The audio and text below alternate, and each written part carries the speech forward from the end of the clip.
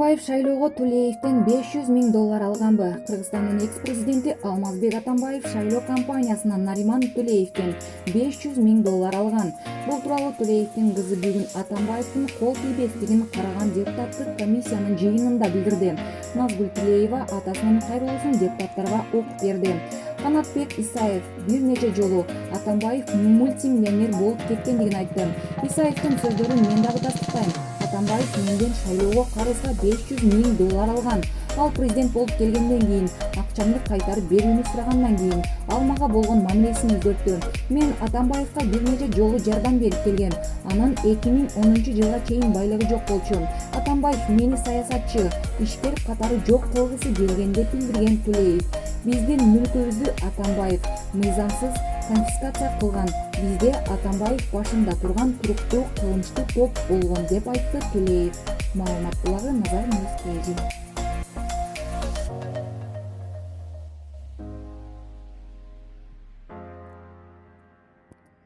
Адахан Мадумаров: Туркия жарандардын улутуна карабай баарын паспортуна түрк деп жазат. Бизде титулдук улутта мындай укугунан ажырады.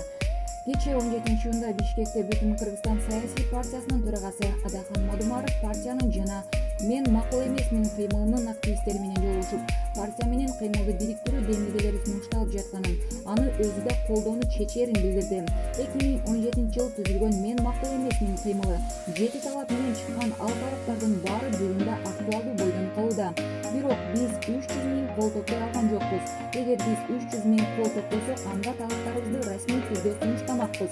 Ошондуктан бүгүн Бүтүн Кыргызстан саясий партиясы менен мен макул эмесмин кыймылын бириктирүү тууралуу чыгып жаткан сунуштарды колдоону чечтик, деди Адахан Мадумаров. Түркия мамлекети сенин улутуң ким экенине карабай түрк жарандардын паспортуна түрк деп жазат. Бизде болсо мамлекетти түзүүчү титулдук улутуда паспортуна өз улутун жазуу укугунан ажыратышты, деди Мадумаров журналисттердин суроосуна жооп берип жатып. Эсиңиздерге сала кетсек, Алмазбек Атамбаевдин президенттик учурунда 2014 жылы Кыргыз Республикасынын жаранынын паспортуна улуту деген графасы алынып салынган.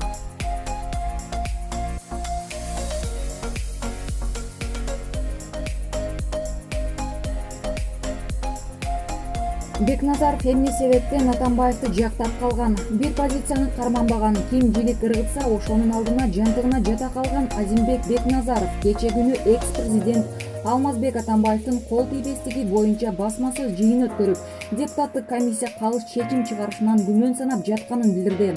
Бульдезордун ою боюнча комиссияга жалаң Атамбаевдин учурунда куугунтук көргөн депутаттар кирип алыптыр. Кыскарта чаап айтканда, Бекназаров баарыбызга белгилүү болгон себептин жыйынтыгы менен 180 градуска бурулуп, күтүүсүз жерден Атамбаевди колдоп чыкты. Жалаң Атамбаевдин зомбулугун көргөн депутаттар комиссия түзүп, жабыртаткан адамга комиссия мүчө боло албайт. Анда адилеттүүлүк, калыстык, мыйзамдуулук болбойт деп кыйкырды. Бет болбосоң кое кал, баса. Бул билдирүү соц сеттерге чыгары менен терс маанайдагы пикирлер жады. Эл эмне дегенин өзүңүз окуп көрүңүз. Асан Кайгы: Азике, кошула калбайсыңбы тиги чимкириктерге? Чындыкты башкалар айтса айтсын, сен жөн эле койчу. Поезд кетип калды, станцияда жалгыз калдың. Кийинки поездге сени эч ким отургузбайт. Аты жөнү жазылбаган Азимбек, сен түзүксүңбү өзүң? Башты оорутпа, сени да көргөнбүз. Кызмат тийбей, ич күттү кылба, үнүңдү бас. Аты жөнү жазылбаган Бекназаров бир карын майдагы кумалак. Куру сөздөн башка колуңдан эч нерсе келбейт. Аксы эли сенин атыңды укканда аллергия болуп кетет. Моңгол татар: Бекназаров, өзүңө дагы кезек жетери, не көзүм жетип калган тура. Жек көрүп жүргөн Атамбаевди дагы жактап жанталашып жатат. Аты жөнү жазылбаган 20 жылдан бери Кыргыз мамлекетине бир тыйын пайда алып келбеген Бекназаров эми пайда алып келет экен. Акча дегенде бети менен жерге түшөт бул адам. Элге, мамлекетке тийген адам болбойт. Долон: чала сабат, билими жок, эч иши колунан келбейт. Жаңжал чыгарып күн көргөн бирөө. Эч качан жанын кыйнап иштеген эмес. Алдын жуттун менен жан сактаган ушулар. Бет ачылса эптеп оңолуп кетет эле. Ак чегендер кетип, кетимен чаккандар калса. Булак, Мантыш.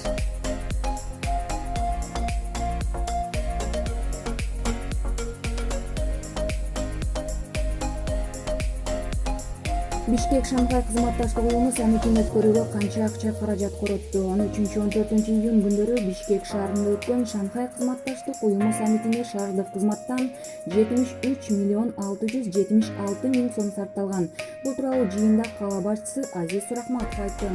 Эң көп каражат короткон Бишкек Асфальт сервис 40 миллион сом, Бишкек Свет 12 миллион 556 миң сом, тазалык 6 миллион сом, Бишкек Жашыл Чарба 6,5 миллион сом.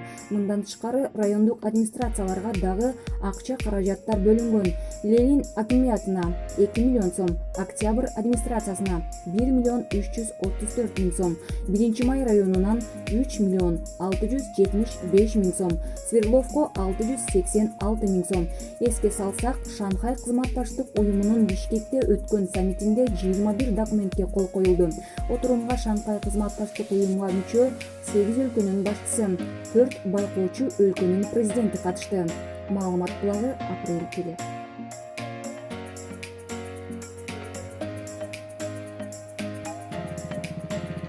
Өзгөндө миллион сомдук алтын буюм 380 миң сом акча уурдады делгендер кармалды.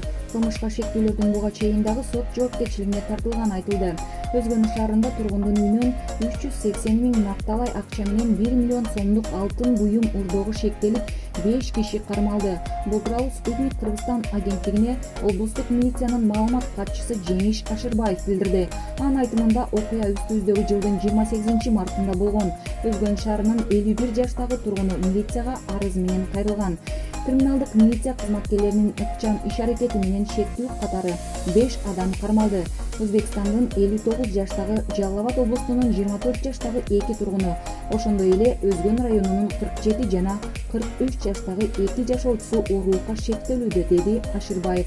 Маалымат катчы кошумчалагандай, шектүүлөр буга чейин терроризм актысы боюнча билип туруп жалган билдирүү жасоо, алдоо, ишенимден кыянаттык менен пайдалануу аркылуу мүлктү зыян келтирүү, өзүм билемдик, улуттук, этностор аралык, расалык, диний же регион аралык кастыкты козутуу боюнча сот жоопкерчилигине тартылган. Алардын жашаган турак жайын тинтүүгө алган учурда алтын буюмдар далил катары табылган. Учурда кылмышка шектүүлөргө карата Кылмыш жаза кодексинин 200-беренеси менен кылмыш иши козголуп, сотко чейинки иштер башталганы айтылат. Маалымат булагы Спутник Кыргызстан.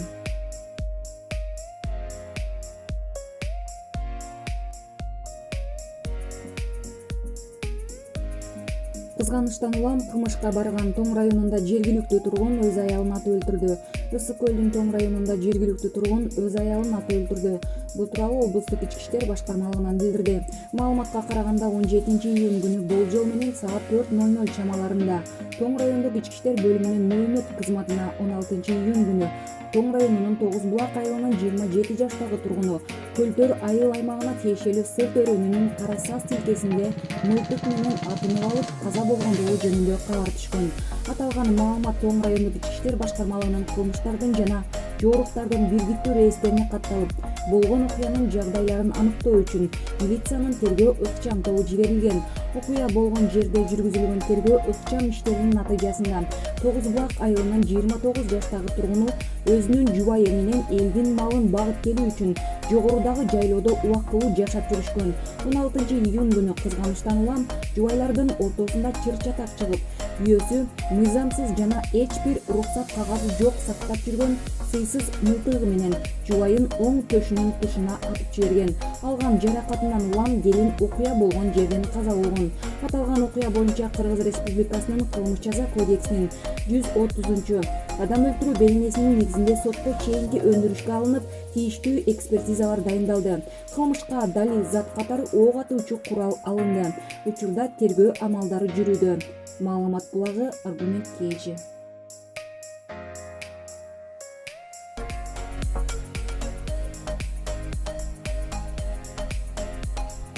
активисттер Жогорку Кеңештин төрагасы Дастан Жумабековдун кызматтан кетүүсүн талап кылышат. Жаш активисттер Жогорку Кеңештин төрагасы Дастан Жумабековдун кызматтан кетүүсүн талап кылышат. Бул тууралуу 24 KG агенттигинде өткөн жыйында элдик курултайдын өкүлү Айбек Бусурманкулов айтты.